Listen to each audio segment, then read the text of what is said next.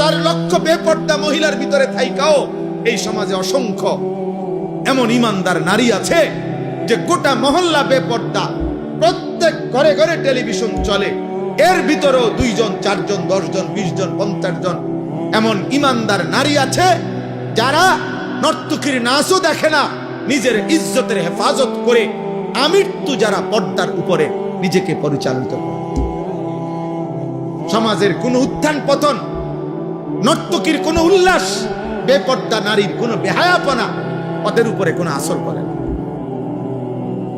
এমন অসংখ্য যুবকও আছে আলহামদুলিল্লাহ যারা চারদিকের বন্ধুরা সব উল্লাস করে, নাচে, ফুর্তি করে, জিনা করে, মদ খায়, গাঁজা খায়, উলঙ্গ ছবি দেখে, নর্তকীর নাচ দেখে, মোটর সাইকেলের আড্ডা দেয়, অসৎ নারীর পিছনে জীবন শেষ করে, এমন অসভ্য জন্তুদের সাথে থেকেও এমন অসংখ্য যুবক আছে যে 5 ওয়াক্ত নামাজ তার রবের সেজদা আদায় করে।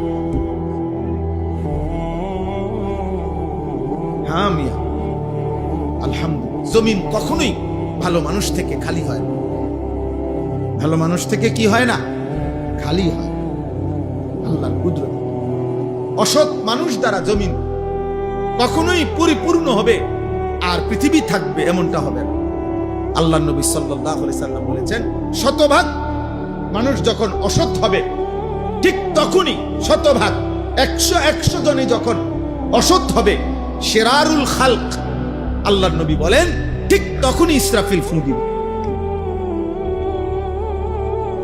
ইসরাফিল কি দিবে?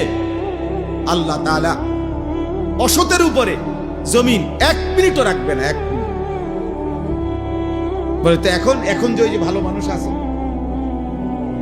ওদের উসিলায় বাকি নাফরমান গুলো খায়, এখন যে নামাজি আছে, তাহাজ্জুদওয়ালা বান্দা আছে, চোখের পানি ফেলে, কাঁদে, আল্লাহর কাছে আহাজারি রুনাজারি করে, এদের বরকতে, এদের বরকতে।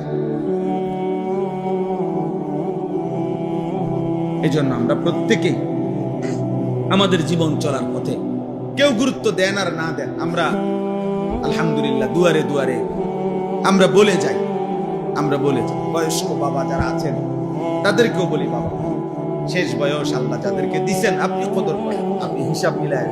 এই পৃথিবীর আমনে মরার পরও পৃথিবী থাকবে, এই আমনে মরার পরও বাংলাদেশে ইলেকশন, বুঝেন না কথা?